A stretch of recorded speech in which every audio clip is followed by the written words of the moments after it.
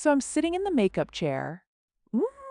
Wait, no, this was before makeup. This was the audition waiting room for, oh goodness, that procedural drama that lasted maybe 2 seasons? Mid-90s.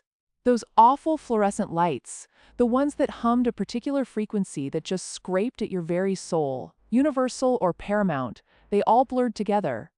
But the chairs, honey, those plastic molded things, probably designed by someone who's never had to sit for 3 hours waiting to read for Woman at Desk Number 3. And the smell, Lord, the smell. Stale coffee mixed with desperation and old carpet. A truly unique bouquet. You couldn't escape it. Oh, the smell. Yes, I know that particular vintage. I always found it had a faint undercurrent of fear, wouldn't you say? Like a cheap air freshener trying to mask the collective anxiety. I had a particularly heinous experience at the old Fox lot. Not the pretty new one, but the annex, way in the back. The casting director, bless her heart, had this habit of leaving half-eaten tuna melts on her desk in the holding area for hours. In a room with no ventilation, you'd walk in, already feeling too tall, already knowing you weren't going to be the ingenue, and then you'd be hit with that perfume. A tactical weapon, I'm convinced, designed to make you question every life choice. A tuna melt. Allison, that is barbaric. At least my experience was just vague unpleasantness, a general sense of spiritual erosion. But a tuna melt? That's next level. I recall one particular room. I think it was for a role where I was a stern but kind-hearted Southern judge, naturally. And the walls, they were this sickly shade of institutional beige, with these dreadful framed motivational posters. You know the ones. A lone eagle soaring over a mountain, with perseverance written underneath. As if watching a bird would inspire you.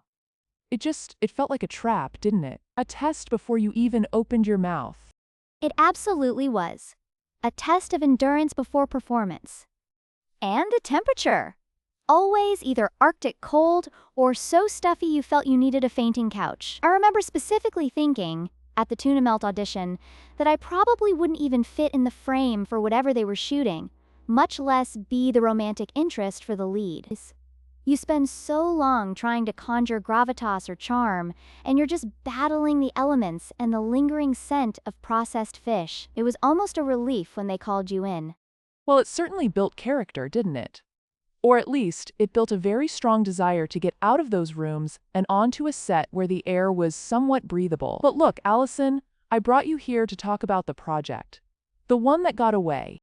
Oh, darling, that's a dangerous question to ask a seasoned actress with a penchant for, well, let's just say a well-placed comma. We all have them, don't we? Those projects simmering in the back of the mind. The ones that perhaps the industry, in its infinite wisdom, isn't quite ready for, or, more accurately, isn't quite ready for me in. I've had this one tucked away for, going on 15 years now. It started, as these things often do, with a peculiar fascination. Not with a character, initially, but with a place, the sheer, glorious, teeming chaos of New York City in the mid-70s. Not the Studio 54 glamour, mind you, but the gristle and the marrow of it, the way the light hit the tenement windows, the particular smell of exhaust fumes and damp concrete. I found myself sketching out scenarios, little vignettes, and before I knew it, I had a character who simply insisted on inhabiting that world. And then, of course, a title, a name, almost like a whisper you catch on a cold wind. I call it, simply, the Ledger Keeper. Oh, that's intriguing. Very evocative. Isn't it? It suggests a quiet diligence, doesn't it? A certain meticulousness. And that, dear Allison, is precisely where we begin. Ideally, we shoot this on 70 millimeters, of course. For the sheer texture, the depth, the way it would capture the grit and the grandeur simultaneously. We open on the grime-streaked glass of a bus window, rain streaking down, distorting the neon glow of a fading theater marquee in Times Square, 1974. Panavision, of course. We push in slowly, past the advertisements for adult films and flickering liquor store signs, until we settle on a reflection, not of the street, but of a woman's intense, unblinking eyes, framed by the gray-brown tweed of a sensible winter coat. Her face, a study in quiet observation, the kind of face you pass 100 times on the street and never truly see. This is Eleanor Vance. And that, my dear, is me. You. In 1970s New York. That's quite a departure from the charming Southern belles we've come to adore you as.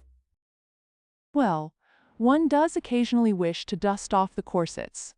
Or rather, shed the magnolia petals, wouldn't you say? Eleanor is a creature of the city, through and through, not a stitch of gingham on her.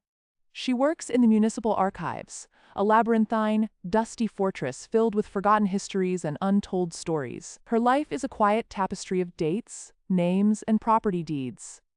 She is utterly overlooked, a veritable ghost among the living, and that, ironically, is her greatest strength. Her frustration isn't loud.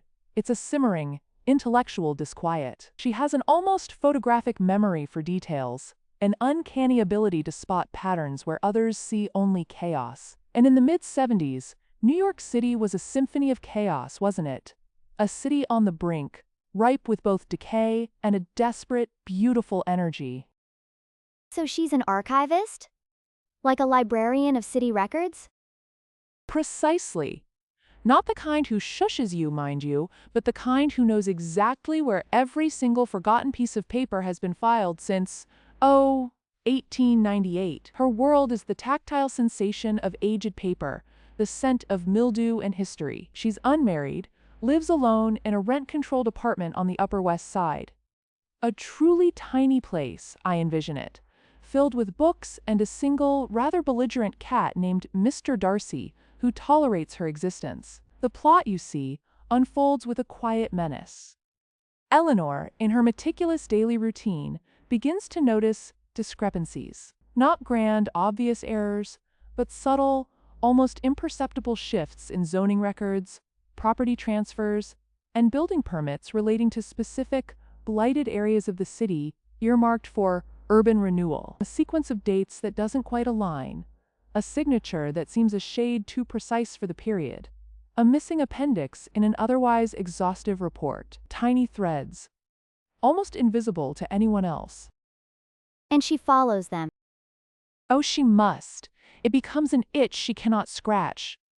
It's not a thirst for adventure, understand? It's an intellectual imperative, a puzzle demanding to be solved. She starts cross-referencing, staying late, poring over microfiche readers until her eyes sting, the faint glow of the reader on her face, illuminating the worry lines around her mouth, but also a spark of fierce intelligence. She uncovers a systematic pattern of land acquisition, often from vulnerable elderly residents in these soon-to-be-demolished neighborhoods, facilitated by a shadowy real estate conglomerate with deep ties to City Hall. It's not just corruption, Allison.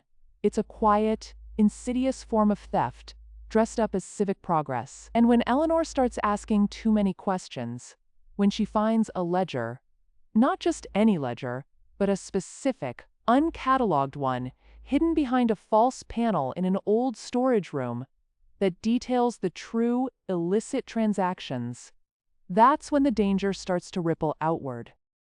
So she's not a detective, but she becomes one. A civilian, accidentally embroiled. Exactly. Her weapon isn't a gun or a badge. It's her mind, her methodical approach, her stubborn refusal to let a loose end remain untied. There's a scene, rather early on, where she's walking home late, the archive building casting long shadows down a desolate street. She hears footsteps behind her, quickening. She doesn't panic, not outwardly. Her posture stiffens almost imperceptibly. Her hand clutches her worn leather satchel tighter. She notices the reflection in a darkened shop window. A man, indistinct, but clearly following. She doesn't break pace. She simply ducks into a brightly lit deli, orders a coffee she doesn't want, and waits, observing, until he passes. It's a small moment, but it speaks volumes about her quiet resilience. No dramatics, just an instinct for self-preservation, guided by sharp intelligence. I can see that. That's very you. The understated power. Thank you. It's what I imagined, yes. Eleanor isn't a hero in the conventional sense. She's not trying to save the world. She's trying to right a very specific wrong, born out of a deep-seated belief in order and truth. And the city, in its vast indifference, becomes both her adversary and her unwitting ally. She has to learn to navigate the underbelly of it, the informants, the weary beat cops, the politicians with their polished lies. There's a particularly vivid scene where she has to meet a low-level contact, a former city hall clerk who got squeezed out, in a dive bar on the Lower East Side. The air is thick with cigarette smoke and stale beer. The music, a forgotten soul track on a jukebox, barely audible over the clatter. She sits, sipping a ginger ale, entirely out of place in her sensible wool coat, yet utterly resolute. She doesn't flinch at the man's crude language or his suspicious glances. She simply lays out the facts, the columns of figures, the dates, with a quiet, unwavering authority that commands his attention. She uses the language of bureaucracy, which, in its own way, is far more intimidating than any street slang. So this is not just a thriller, it's a character study of a woman finding her voice almost. More than finding her voice, Allison, it's about her finding her power. The power of being invisible, of being underestimated. The climax isn't a car chase, no, it's a quiet, meticulously planned confrontation in a city council meeting. Eleanor, dressed in her most unremarkable outfit, her satchel clutched tight, stands up during the public comments section. She doesn't raise her voice. She doesn't accuse. She simply presents the ledger, the irrefutable, meticulously cataloged evidence, page by excruciating page, detailing every fraudulent transaction, every displaced family, every ill-gotten gain. The silence in the chamber becomes deafening as she speaks, her voice clear, calm, and utterly devastating. The camera would focus tightly on her face, then slowly pull back to show the dawning horror and fury on the faces of the implicated officials. Oh, that's brilliant. That's such a powerful image. It's about the triumph of truth, isn't it? The small, seemingly insignificant person who, through sheer intellect and tenacity, can dismantle a vast, corrupt edifice. It's not about being loud or flashy. It's about being undeniably, meticulously right. And the ending, I imagine, it's not a grand, triumphant fanfare. She doesn't become famous. The city might acknowledge the wrongdoing, some of the implicated might face consequences. But Eleanor simply returns to her archives. She continues her work, a little wiser, perhaps a little wearier, but with the quiet satisfaction of having restored a small measure of order to a chaotic world. She closes a ledger, places it back on a shelf, and perhaps, for the first time, allows herself a faint, almost imperceptible smile, a tiny flicker of pride. It's a story, you see, that allows for a different kind of heroism, a cerebral, internal heroism. It's about the quiet strength of observation, the power of knowledge, and the courage to act on what you know, even when it feels like the whole city is against you. It allowed me to explore a character who is defined by her intellect and her moral compass, rather than her social graces or her regional charm. It's the kind of woman who would find a misplaced comma deeply offensive. Celia, that is a lot. But hear mine. Ideally, we shoot this on 70 millimeters. You know, Celia, after all these years in the business, you get a certain itch, don't you? A particular kind of, shall we say, creative ferment that just bubbles up. You've played the parts, you've told the stories, you've been blessed, truly, with extraordinary opportunities. But then, there's that one. The one that's just yours, the one that only you could possibly, well, conjure. And for me, that particular itch manifested itself as a screenplay. A full-blown, 3-act, absolutely unfundable, glorious behemoth of a thing. I wrote it, of course, for me. Who else? And I call it The Vertical Horizon. The Vertical Horizon. Oh, Allison, already I'm captivated. Is it a period piece, or? Hold your horses, darling. We'll get there. But let me set the stage, visually. Because this, Celia, is where it all lives or dies, isn't it? The vision. We open on a single, impossibly elongated shadow. It stretches across an ancient cobblestone plaza, bisecting the intricate mosaic of a forgotten sundial. The camera, a Panavision beauty, begins a slow, almost imperceptible crane shot, pulling back, up. The shadow resolves itself into the elegant, undeniably formidable silhouette of a woman. She stands alone, poised, perfectly still. Her head is tilted slightly skyward, as if listening to a distant, inaudible symphony. We glimpse the delicate curve of her neck, the silver threads glinting in her artfully undone hair. The sun, a muted, bruised purple, is just beginning its descent behind her, casting her in a halo of improbable grandeur. The air shimmers with a quality that suggests something profoundly significant is about to unfold. The only sound is the whisper of a breeze, almost a sigh, as it moves through the ancient, gnarled olive trees that line the perimeter of the plaza. And then a single, iridescent tear catches the fading light and rolls slowly down her cheek.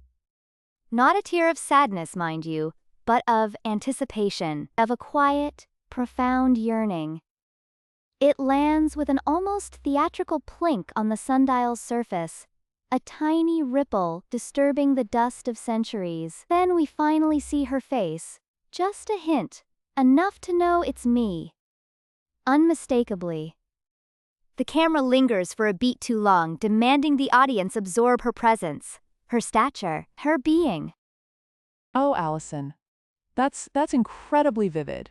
And deeply dramatic. Precisely. Because this isn't just a film, Celia. It's an experience. It's a love letter, really, to every woman who has ever felt perhaps too much, too tall, too old, too there. For the conventional, often frankly diminutive, romantic leading man.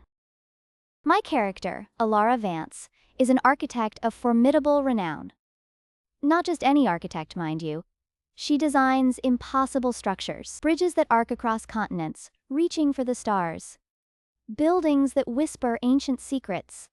She's revered, respected, perhaps even a little feared. She's intellectual, sharp-tongued when necessary, but underneath it all, she possesses this incredible, simmering depth of emotion. She's built a life of extraordinary success, of intellectual triumph, but romantically, she's an island.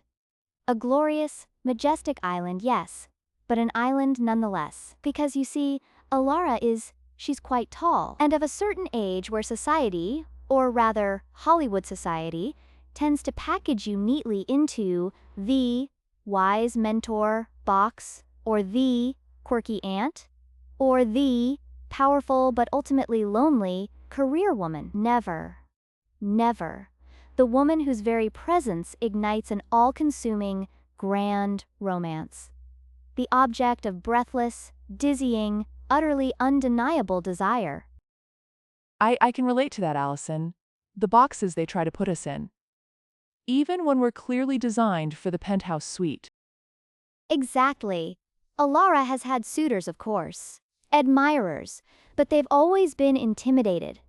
By her intellect, by her achievements, yes, but often, dare I say it, by her height. She's walked into rooms and felt men physically shrink, metaphorically if not literally. It's a quiet ache, a constant hum beneath the surface of her brilliant life. She's come to accept it, to believe that this particular joy, this kind of romance, is simply not for her. That she's destined to admire sunsets alone, to appreciate the grand designs of the world without a hand to hold through the quiet twilight. Then, into her meticulously ordered world steps a man. Julian. And this is where it gets interesting, Celia. Because Julian is not the conventional leading man. He's not overtly handsome in a chiseled Hollywood way. He's intriguing. He's an artisan. A master clockmaker, perhaps, or a sculptor of miniature worlds. He's shorter than Alara.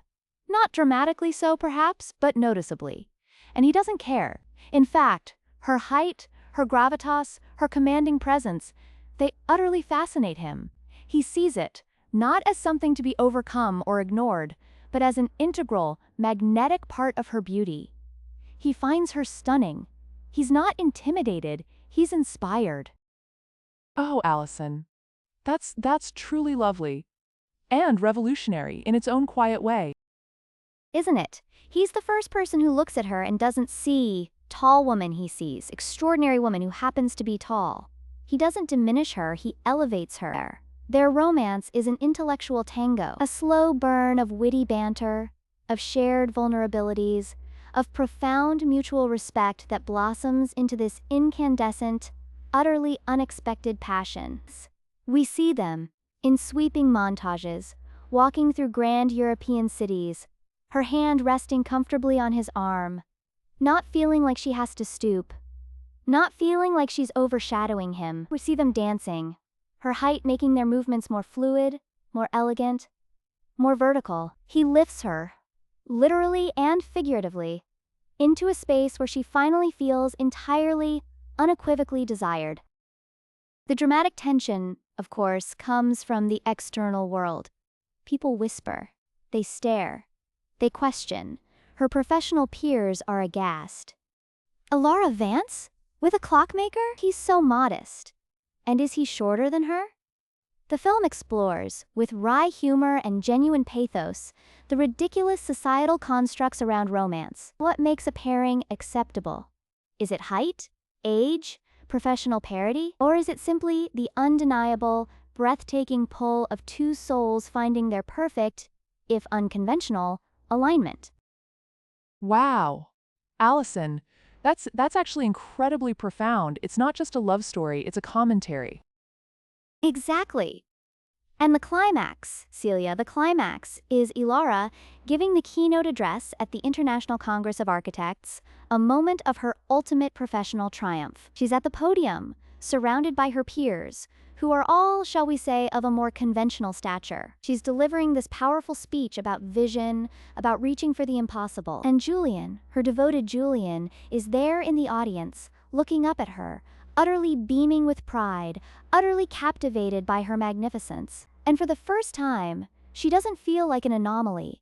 She feels like the most perfectly formed version of herself, loved for every single, glorious inch of it. The camera pushes in on her, then shifts to his gaze, then back to her, and she catches his eye across the vast hall. And a private, knowing smile, full of decades of unspoken yearning finally fulfilled, crosses her face. The screen fades to black, leaving the audience with the resounding message that love, true love, doesn't measure you. It simply sees you. So yeah, I pitched it to every major studio, every indie financier you can imagine. And bless their hearts, they all loved the script, said it was beautifully written, poignant, thought-provoking. But then, the same old refrain. Allison, it's a wonderful story, but who's the male lead? And is she really the romantic lead? At her age? And her height? It's just not traditionally commercial. Oh, Allison, that's just heartbreaking and infuriating. After all you've done, all the incredible work. Indeed. So, the vertical horizon remains in a drawer. A glorious, ambitious, utterly unproduced dream. But I know, deep down, it's a story that needs to be told. Hollywood, bless its cotton socks, just isn't quite ready for a woman like Alara Vance. Or perhaps, for a woman like me, to be quite so unapologetically, spectacularly, and romantically visible. Well, Allison, you know I'd watch it. And I'd bring popcorn. And probably cry. And then tell everyone I know to watch it too.